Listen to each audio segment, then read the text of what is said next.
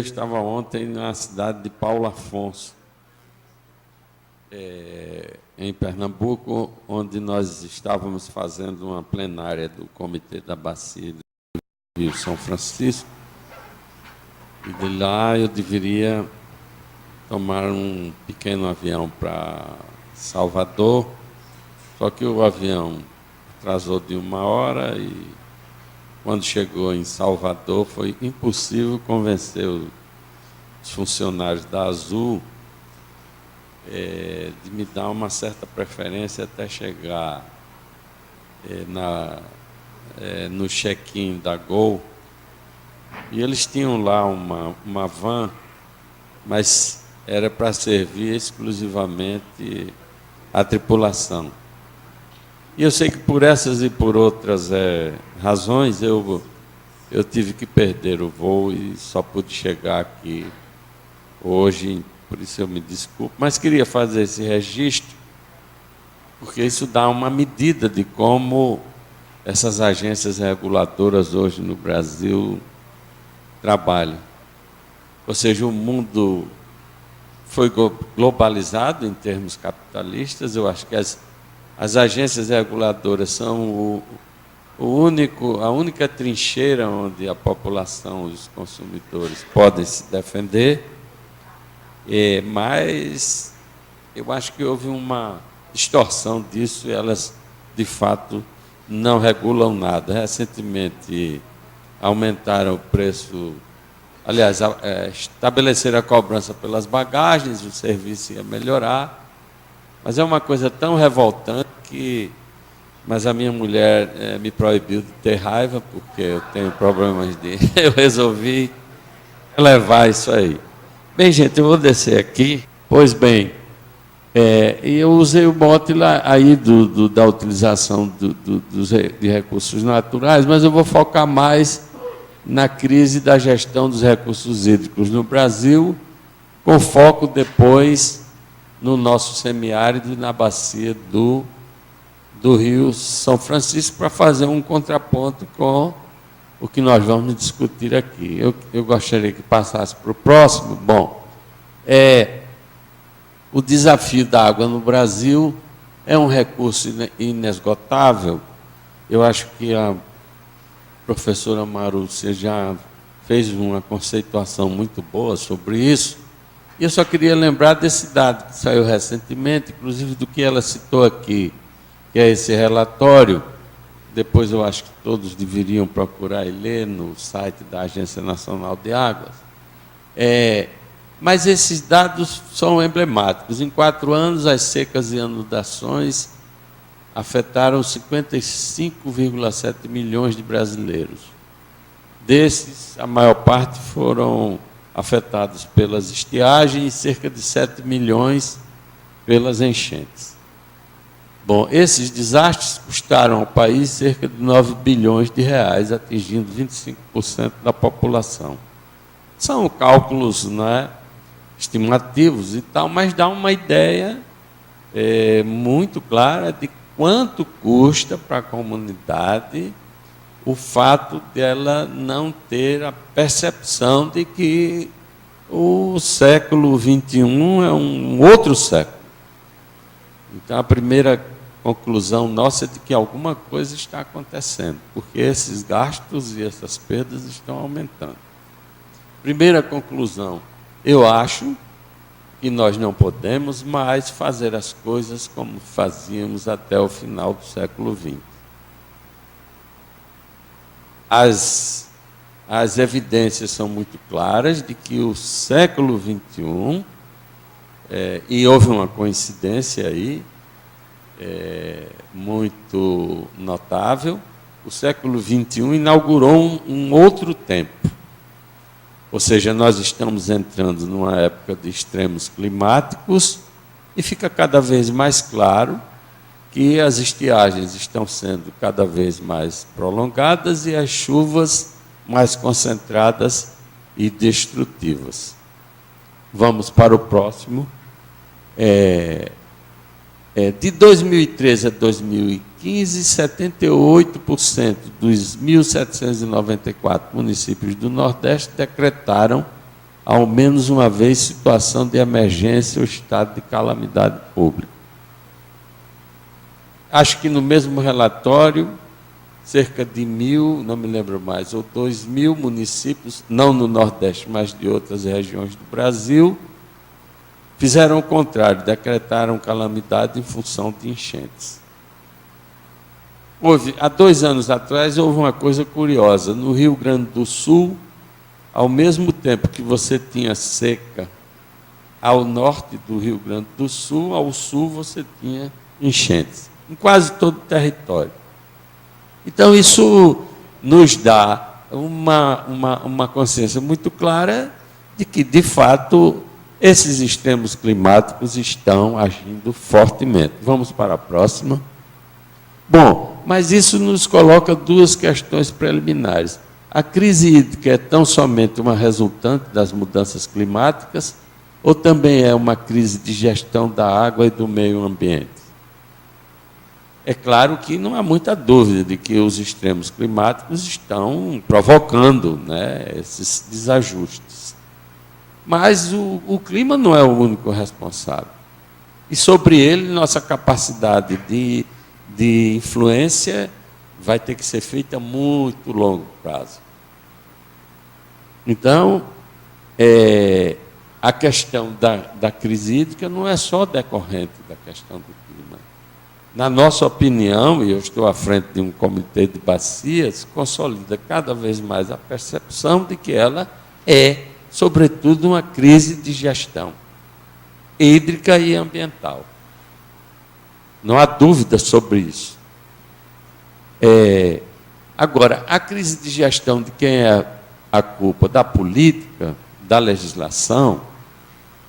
É claro que há fatores, digamos assim, mais remotos, né, mais estruturais para a crise hídrica, que residem na baixa, digamos assim, politização das nossas populações, fragilidade da nossa cidadania, né, a obsolescência do Estado brasileiro como tal, o Estado patrimonialista, né, extremamente concentrador, herdeiro de toda uma história colonial secular, enfim.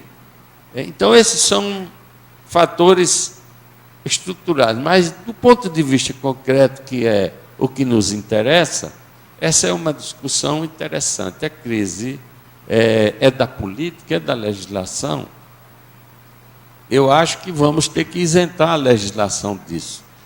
O Brasil tem hoje, não é, uma lei nacional de recursos hídricos que eu reputo como o melhor diploma legal que o país já fez, de uma felicidade extrema. Eu sempre comparo a Lei Nacional de Recursos Hídricos ao roteiro de um filme, de uma aventura. Então, ali está a aventura das águas. Se a gente quiser ter gestão de recursos hídricos, é só tornar esse roteiro, transformá-lo em um filme de uma grande aventura. O problema é que a lei foi aprovada, mas até hoje, de fato, não saiu da gaveta. Ou se foi aplicada, entendeu, em uma escala muito aquém do tamanho do território brasileiro. Então, de fato, a crise de recursos hídricos reside, sobretudo, na política. E a política no sentido mais amplo, tanto da falta de mobilização da população, de consciência dessa problemática, questão ambiental de recursos hídricos continua sendo uma coisa que a população percebe de maneira muito subjetiva, porque está muito mais preocupada com o salário, com o dia a dia, das suas agruras e tal, e perde de vista que essas questões ambientais, elas se fazem presentes, né, de uma maneira mais subjetiva, mas são tão importantes quanto as políticas que dizem respeito ao dia a dia. Do ponto de vista dos gestores públicos, fica claro que, numa situação de crise, todos eles hoje se concentram em 3 áreas das políticas públicas: política de segurança, saúde e educação. E aí a crise é pretexto para que você não invista mais coisíssima alguma nas outras políticas, sobretudo as políticas ambientais. Vamos para adiante. Eu falei que a lei é um diploma maravilhoso. E ela tem, digamos assim, alguns conceitos que são fundamentais para a nossa política de recursos hídricos. Lá está dito, dentro dos seus princípios, que a água é um bem comum. Aí ela está fazendo 20 anos, e ela deu como resultado a criação do Sistema Nacional de Recursos Hídricos. O Brasil tem um Sistema Nacional de Meio Ambiente e tem um Sistema Nacional de Recursos Hídricos. Essa divisão, há toda uma discussão, não vou entrar nessa vertente, entendeu? Porque não é o foco aqui da nossa conversa. Mas aí é de se perguntar, de fato, no Brasil a água é um bem comum? Em termos relativos, eu acho que a lei avançou, e ali onde há uma forte cidadania, um movimento, essa coisa é verdadeira. Mas de um ponto de vista geral, não é. A água no Brasil, de fato, está privatizada. Não é privatizada no sentido dos serviços oriundos da água. Não estou me referindo aqui ao debate sobre saneamento público, sobre abastecimento público de água, etc, etc. Eu estou falando da água como um bem natural. Porque, de fato, ela está sendo privatizada na medida em que os instrumentos da gestão de recursos hídricos não são estabelecidos no Brasil. Isso significa que os poderosos estão construindo barragens ou estão usando a água, por exemplo, subterrânea, em quantidades cada vez maiores para grandes perímetros de irrigação e outras formas de uso da água, que de fato representam a sua privatização. Porque, por exemplo, a água é um outro princípio da lei, que a água tem valor econômico. E, de fato, tem. Isso foi um grande avanço. A água bruta, eu estou falando de água tratada. Entretanto, quem é que paga a água bruta no Brasil? São poucas as bacias hidrográficas hoje que têm sistema de cobrança pela água bruta. O Rio São Francisco tem a calha federal, mas os grandes afluentes do São Francisco não têm cobrança, à exceção do Rio das Velhas, que passa em Belo Horizonte, é um grande afluente, do Rio Pará e, futuramente, agora o Rio Paraopeba. Mas um grande afluente como o Paracatu não tem, e do lado da Bahia, nenhum dos grandes afluentes do São Francisco tem cobrança. E a nível do território brasileiro, tem locais e rios federais importantes que sequer comitê de bacia eles têm, como é o caso do Rio Parnaíba, que depois do Rio São Francisco é o principal rio da região Nordeste, incluindo os estados do Maranhão, do Ceará e do Piauí.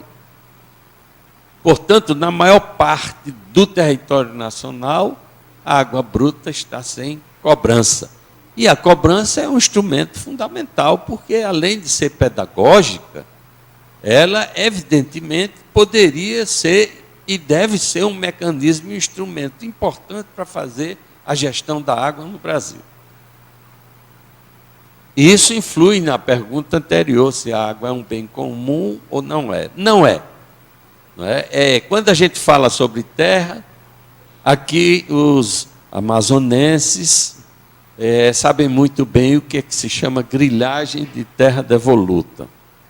A terra é um bem comum em muitas e muitas áreas dessa enorme região, mas a gente sabe como ela, através da fraude, da força bruta, da violência, ela é apossada por tudo quanto é de aventureiro e deixa de ser, de fato.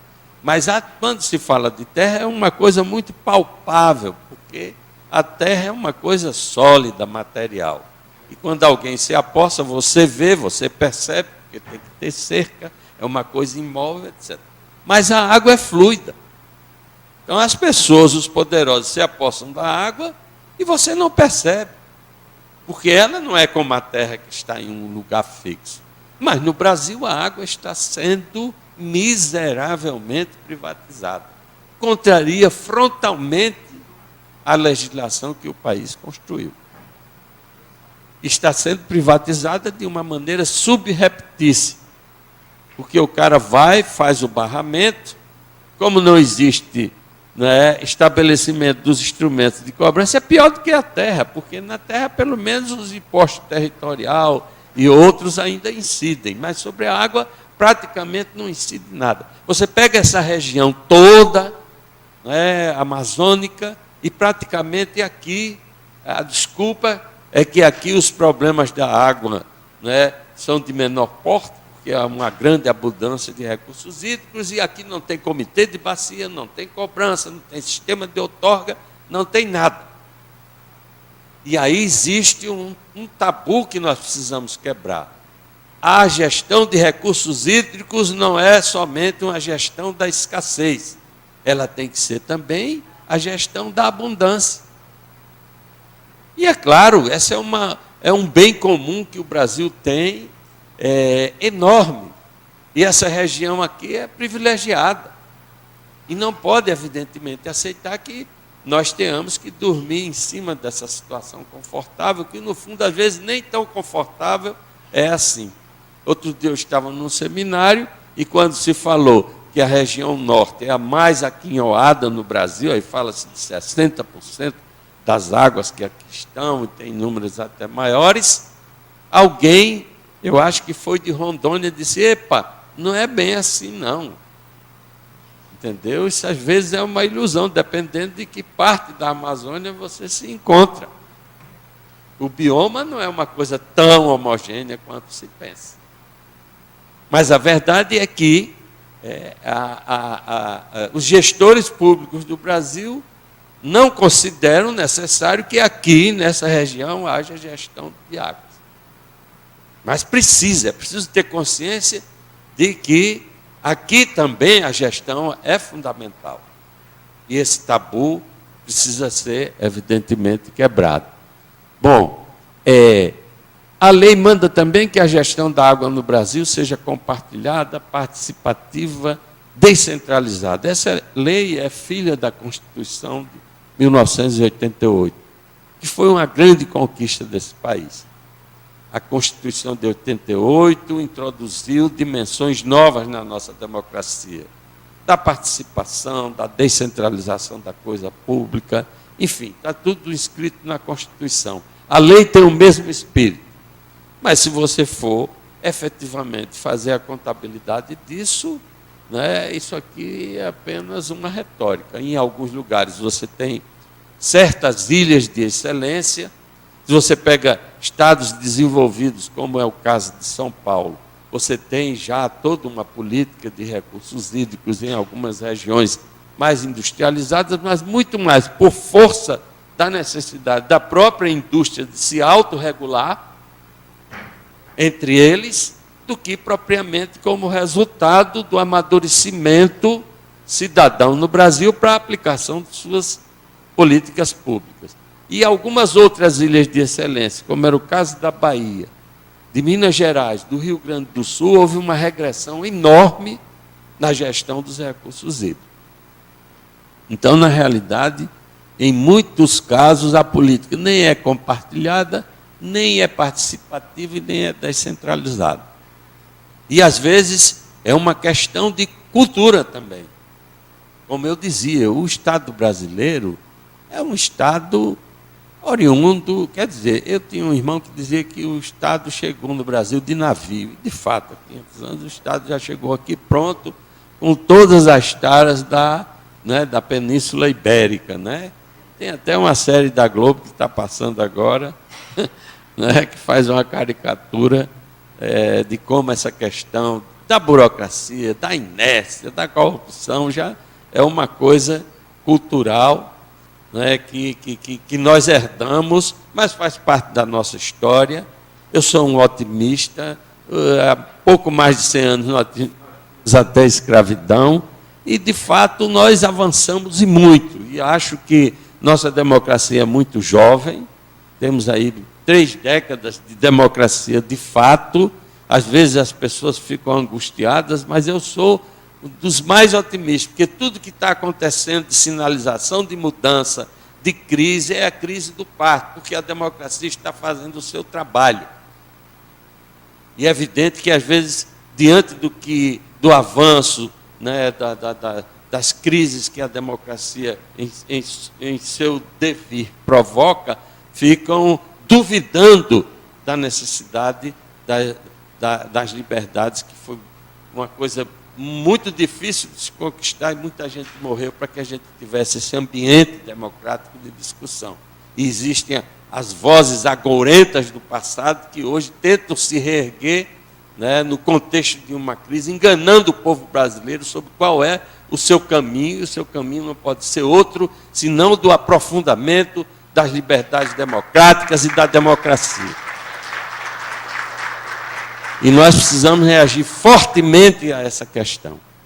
Bom, então, como essa política é uma política avançada, nós precisamos, de fato, enfrentar uma outra discussão.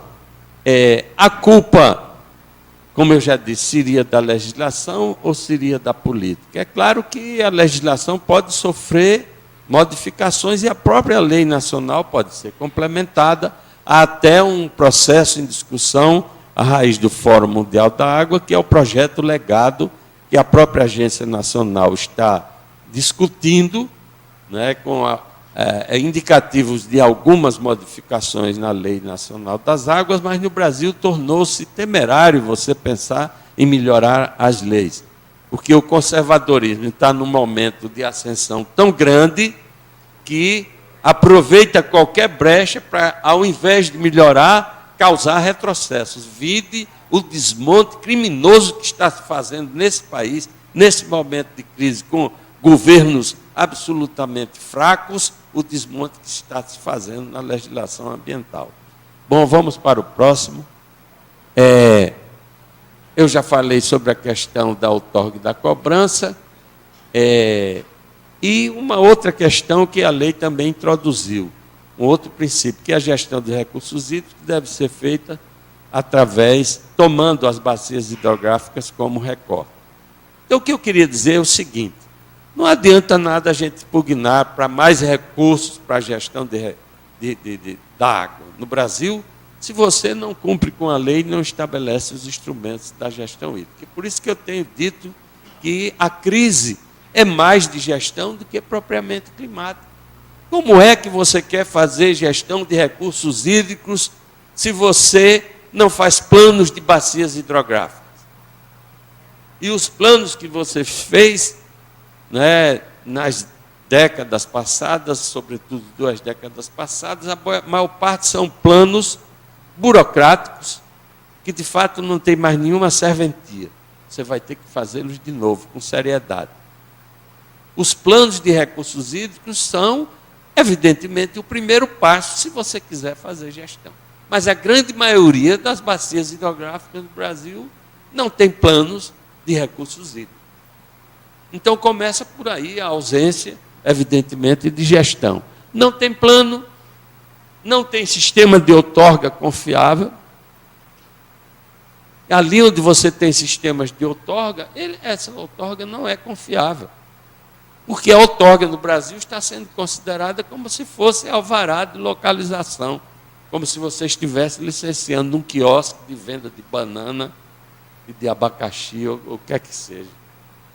Não é, outorga não é alvará de coisíssima alguma. A outorga é um instrumento que tem que ter uma base científica. Se eu não conheço qual é o potencial do meu manancial, seja de superfície, seja subterrâneo, eu não posso outorgar direito de uso da água, daquilo que eu não sei. Que capacidade de resposta tem? Mas a maior parte dos sistemas de outorga viraram sistemas cartoriais. Então é pior, porque você às vezes está legalizando o que não deveria ser legalizado. É uma farsa, você vai lá e põe na estatística que tem sistema de outorga. Agora, são sistemas de outorga que não têm qualquer confiabilidade. Como não tem sistema de outorga, também não implanta a cobrança. E como não implanta a cobrança, não é, a expansão da fronteira agrícola do Brasil se transformou uma farra da água. A gente tinha a farra do boi, agora a gente tem a farra da água. E retiram a água, sobretudo subterrânea, de uma maneira completamente insustentável e desordenada. Eu não tenho nada contra a agricultura de exportação, nem o seu crescimento, nem a sua pujança, coisíssima alguma. Mas tanto faz a agricultura de grande porte, como a de pequeno porte, do agronegócio, quanto a agricultura familiar, seja quais forem as formas dessa agricultura, ela tem que ser feita de forma sustentável. Mas no Brasil isso não se dá. E as fronteiras agrícolas estão avançando às custas dos grandes biomas brasileiros. Nós sabemos o quanto custa proteger, por exemplo, a floresta amazônica. Mas nós conseguimos, evidentemente, grandes avanços. Esse é o maior banco genético da Terra. Essa floresta é a maior riqueza que esse país tem.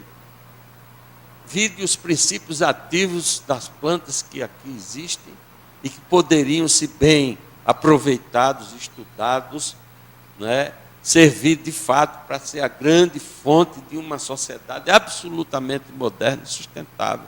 Mas a gente ainda derruba a floresta para fazer pasto para boi.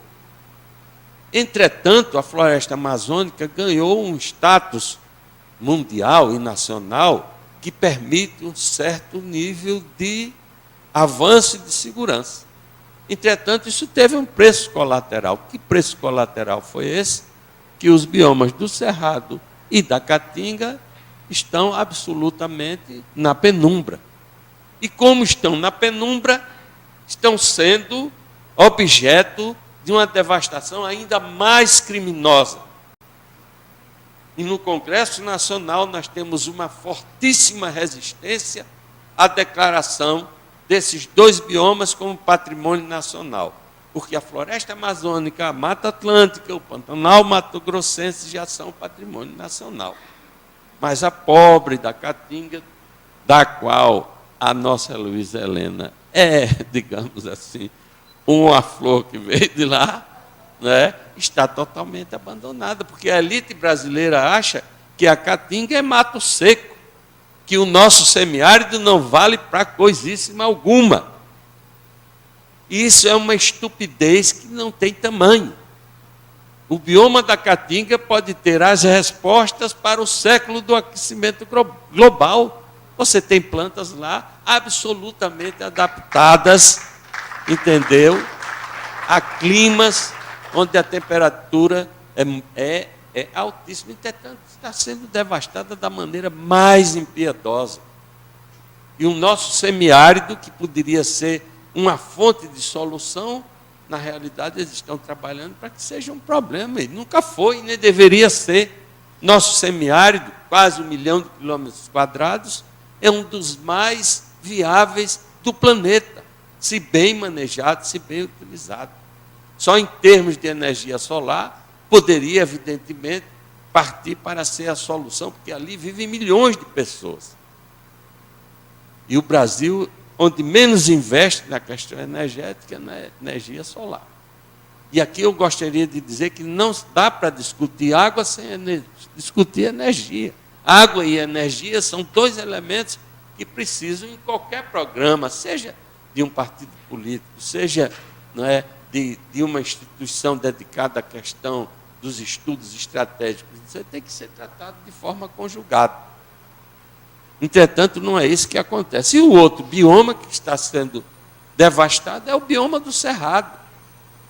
É um dos biomas mais antigos do planeta, que tem uma interação, sobretudo do ponto de vista das suas raízes, muito grande com a questão das águas subterrâneas.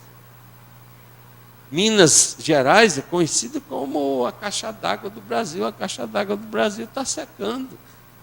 Dali partem algumas das principais bacias desse país.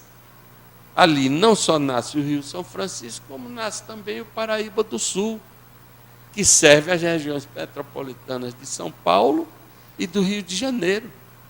Entretanto, a devastação do Cerrado está criando um desastre. E não contentes em destruir o Cerrado Mineiro para alimentar a siderúrgica de quinta categoria, hoje existe um projeto chamado Matopiba, que muita gente não conhece no Brasil. Matopiba é Maranhão, Tocantins, Piauí e Bahia. Piauí e Bahia.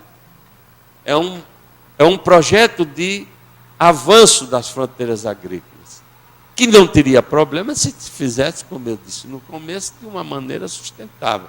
Mas aí, né, a mesma política que criou esse problema em Minas Gerais está estendendo suas garras para o Maranhão, para o Cerrado do Piauí, enfim, ali onde tiver água à disposição, dentro do contexto dessa farra, é evidente que você vai ter, inclusive, investidores estrangeiros que estarão aqui muito confortáveis, porque o cara vem aqui, investe, não tem controle de coisíssima alguma, explora a terra da forma como ele quer e depois vai embora e nós vamos herdar os desertos, porque na prática nós estamos fazendo o mesmo que nós fazíamos 500 anos atrás, quando nós trocávamos o pau-brasil por espelhos e bugigangas que os portugueses traziam para aqui. Agora nós estamos, né, exportando terra, estamos exportando água, estamos exportando insumos estratégicos a preço de banana.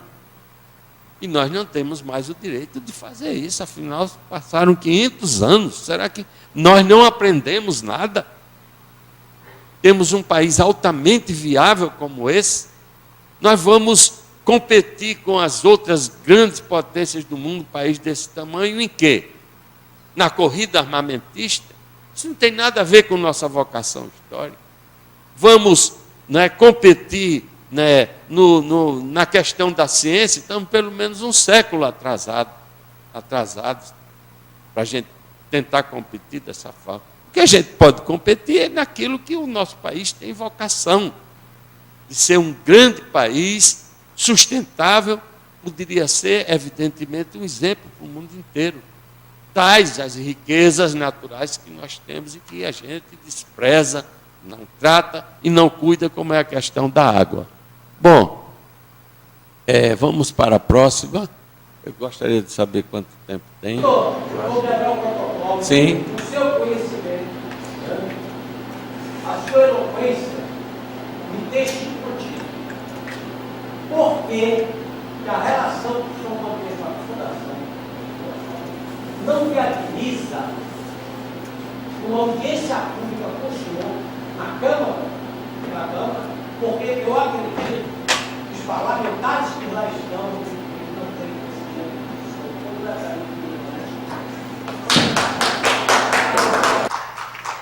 Tem quantos? 10. Bom, veja bem, eu estava numa audiência do Senado há 2 semanas atrás, sobre segurança hídrica nas regiões Norte e Nordeste. E eu tive a oportunidade, outras vezes já estive na Câmara também. Quando eu lá não estou, eu presido um comitê de bacia hidrográfica, nós somos muitos, e outras pessoas do comitê sempre se fazem presentes nesse debate. Posso lhe dizer que a questão da água, como ela vem se tornando cada vez mais presente pela necessidade, no Congresso há um debate em curso. E o que você está dizendo aí é necessário. E nós estamos trabalhando fortemente com os parlamentares, seja das assembleias, seja da Câmara e do Senado, no sentido de colocar essa pauta da água e do meio ambiente na ordem do dia. Os comitês, uma das regras do nosso comitê é evitar o regionalismo, o corporativismo e a política partidária. Entretanto, o comitê é apartidário, mas dialoga fortemente com qualquer, digamos assim, ambiente político partidário, porque nós entendemos que os partidos políticos são formas de organização que precisam também, e aí você tem toda a razão, de capacitação, de entendimento. Infelizmente, nossa elite, entre aspas, de gestores públicos, por todo o processo de obsolescência nosso sistema político, eles, infelizmente, estão muito, mas muito aquém, não é, da base de conhecimentos que deveriam ter para tratar os problemas do país. Mas isso é todo um processo que nós vamos, e eu espero que uma proposta nova como é a rede se disponha, evidentemente, a fazer isso que outras forças muito tradicionais, perdidas aí no conservadorismo do passado, não conseguem fazer. Bom, e então eu gostaria de tratar da Bacia do São Francisco como um exemplo da questão do que eu estou falando aqui. Podemos passar para a próxima? Bom, a Bacia do São Francisco, esse contraponto é bom porque eu estou aqui na Amazônia, que é uma situação totalmente diferente. Agora vamos para um outro mundo, para um outro universo.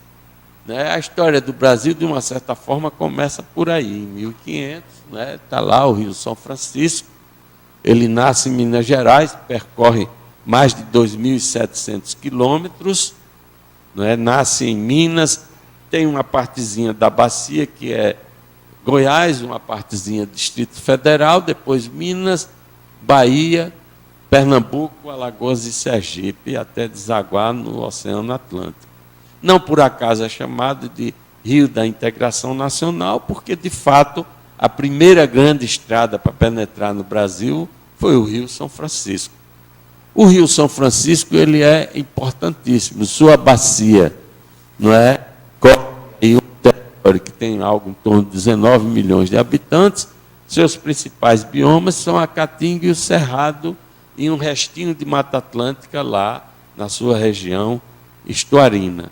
O grande valor do Rio São Francisco é que ele representa 70% da disponibilidade hídrica da região Nordeste.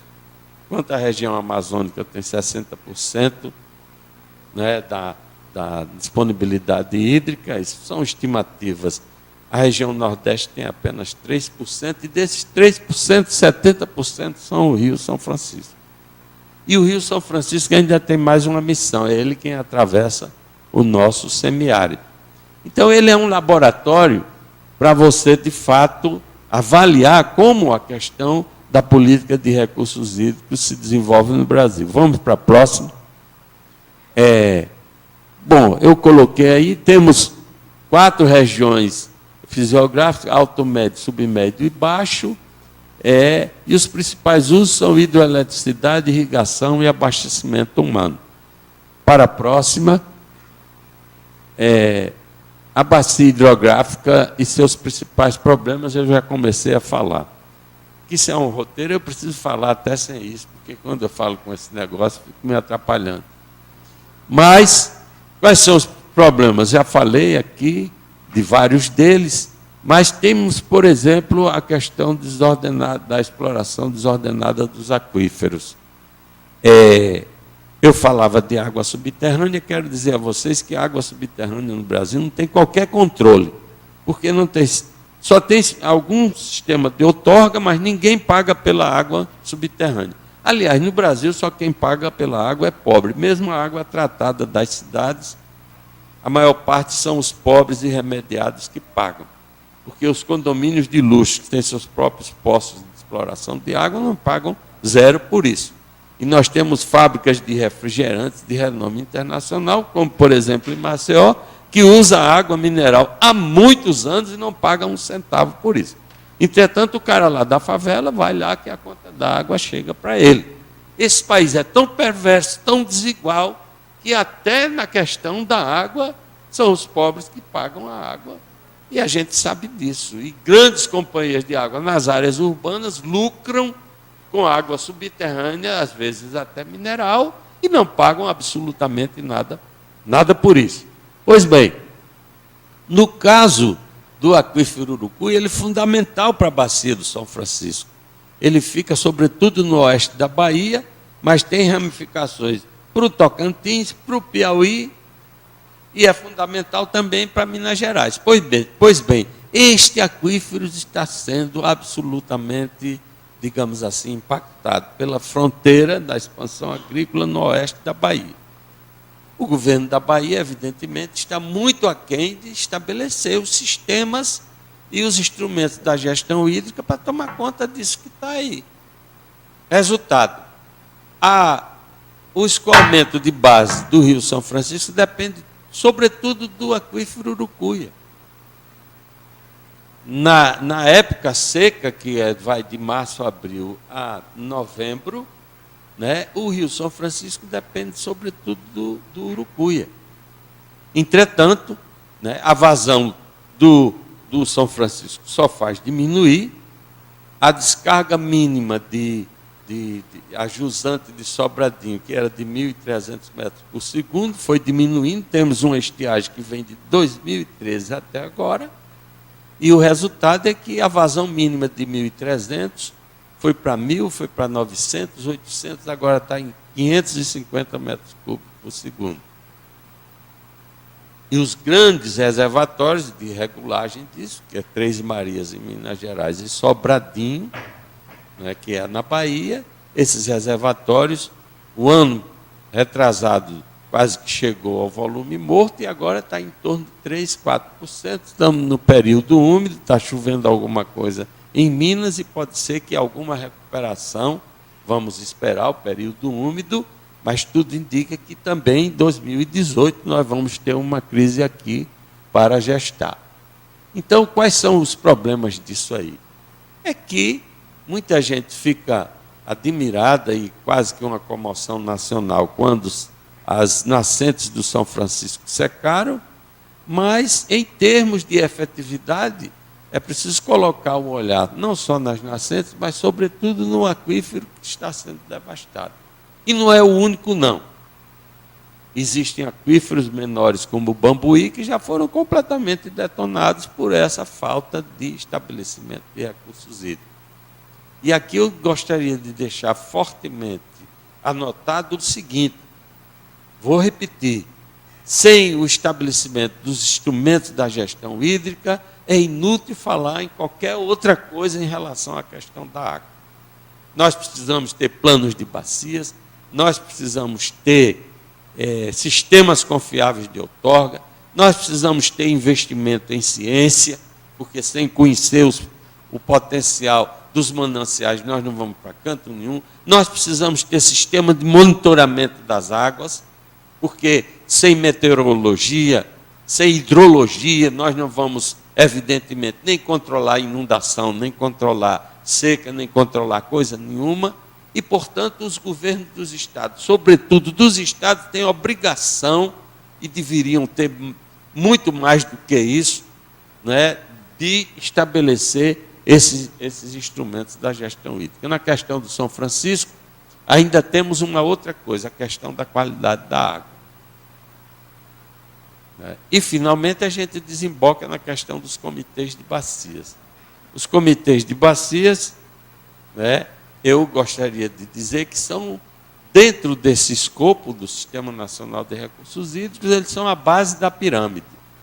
Os comitês de bacias estão na base, na metade das pirâmides estão os conselhos estaduais de recursos hídricos e os órgãos de meio ambiente e recursos hídricos do Estado, e no topo da pirâmide você tem o Ministério do Meio Ambiente, o Conselho Nacional de Recursos Hídricos e a Secretaria Nacional de Recursos Hídricos. E a Agência Nacional é uma agência reguladora de um tipo diferente, né, que age, evidentemente, como uma grande agência de águas no Brasil. Esse é o nosso sistema. Entretanto, é um sistema que é uma pirâmide, mas a sua base é absolutamente fragilizada, porque não há interesse político em criar e empoderar os comitês. Este comitê do Rio Parnaíba, nós estávamos aqui o nosso Dionísio, que é de lá, há mais de 15 anos que se tenta criar esse comitê. E pelo que eu estou sabendo, as últimas resistências são do governo do Ceará, porque o governo do Maranhão já assentiu essa criação, o governo do Piauí também. Para criar um comitê, você tem que mobilizar a sociedade civil, município, poder público, usuários da água, todo mundo. E por que não querem a criação dos comitês? Porque os comitês àqueles princípios que estão escritos na lei. Se Se você quer gestão compartilhada, descentralizada e participativa, isso tem que ser feito através dos comitês. Os comitês são uma forma nova de organização da sociedade. Eu acho que os que criaram, alguns burocratas, depois se arrependeram, porque não sabiam nem o que é que estavam criando. Os comitês estão muito além da imaginação, né, dessa chamada elite da política pública brasileira. Porque eles apontam para um novo tipo de sociedade. A sociedade moderna será cada vez mais autogestionária. Não por acaso os partidos políticos estão em crise no mundo inteiro como forma de organização. E não são só os partidos, não. A própria concepção do Estado como dirigente da sociedade está em crise, porque a base tecnológica da sociedade mudou. As grandes tecnologias da informação, o advento da internet, a revolução que encurtou as distâncias em todos os sentidos, isso cria, evidentemente, uma mutação antropológica que está em pleno andamento, que é extremamente dinâmica. Às vezes a gente se sente cada vez mais na incerteza e na insegurança, porque é a coisa da mudança. E os comitês de bacia se inscrevem nessa perspectiva, porque o comitê de bacia é um espaço onde você reúne sociedade civil, usuários da água e poder público municipal, estadual e federal. E os comitês são espaços onde você constrói uma outra cultura, a cultura do diálogo, da construção do consenso e da tolerância. Porque o poder público tem que chegar à conclusão que hoje, nem aqui, nem em lugar nenhum desse planeta, vai ter condições de sozinho enfrentar nem a crise ambiental, nem a crise civilizatória, nem crise de coisíssima alguma. Porque a sociedade se tornou complexa, sobretudo num território desse tamanho como é o Brasil, e numa sociedade brasileira que também se tornou complexa. Então, hoje, nós temos que chamar, evidentemente, a população a interagir com o Estado e interagir com os agentes da economia para construir o consenso da solução dos nossos problemas estruturais. É a única forma que nós temos, porque a alternativa para isso é o conflito. E, evidentemente, nós não queremos construir o conflito. E é possível, sim, construir, dentro dessas novas estruturas, como são os comitês, o caminho para a segurança hídrica, o caminho para a sustentabilidade, isso que nós estamos querendo fazer aqui. Eu acho que a percepção disso, né, é preciso ser agarrada com toda a força. Porque este mesmo modelo pode servir para a saúde, pode servir para todos os outros planos da sociedade. Não adianta os burocratas acharem, não, vamos a partir do poder centralizado fazer aquilo que a gente acha que a sociedade quer. Passou o tempo em que os caudilhos tomavam o poder e até os partidos também faziam os seus projetos revolucionários de chegar ao poder e achavam que tinham solução para tudo. Era a visão messiânica da sociedade, isso ainda vem do século do iluminismo. Mas um grande filósofo perguntou àqueles que se propõem a salvar a humanidade, é que eles esquecem duas questões principais. Primeiro, perguntar à humanidade se ela quer ser salva. E segundo, que é mais importante, se quer ser salva por eles. É claro. Né? Então eu acho que essa atitude messiânica não existe mais. O que existe é uma sociedade diferente.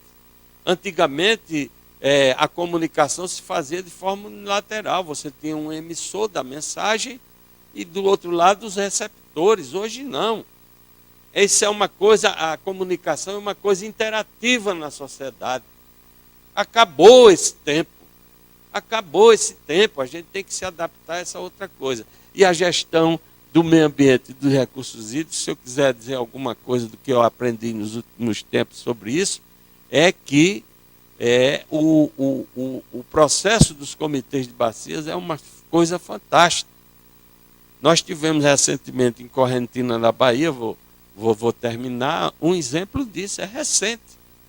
A população de Correntina se revoltou porque os grandes, digamos assim, as grandes culturas de grãos, de milho, de soja, etc., se fazem de tal forma, né, e a exploração tão desordenada que estão secando os rios. E os pequenos produtores, as comunidades tradicionais, as pequenas vilas e cidades estão ficando sem água. E é evidente que isso está levando a grandes conflitos. Eu não sou favorável, evidentemente, a que ninguém se manifeste depredando nada. Eu acho que o caminho não é esse. Entretanto, aquilo evidencia um mal-estar. E o mal-estar acontece por quê? Porque o Estado ficou ausente. Porque o Estado não estabeleceu os instrumentos da gestão hídrica. Eu vou reclamar do capital? Não, a lógica do capital é o lucro. Se me dão terra, se eu ocupo tudo, uso a água do jeito que eu quero. E claro que em função da lógica do capital, a exploração será desordenada. Quem é que tem que colocar, evidentemente, regras? É o Estado. Tanto para o grande como para o pequeno. Não interessa a escala. O Estado tem que se fazer presente aplicando a legislação e usando as formas, que são as formas compartilhadas, participativas, e é por isso que eu acho que a lei nacional é uma lei importantíssima, e se eu quisesse deixar aqui uma mensagem para vocês que fazem parte da rede, que é uma organização partidária, seria essa, de introduzir essa temática no processo político e, sobretudo, fazer com que a legislação saia da gaveta e, de fato, seja aplicada na vida. Muito obrigado.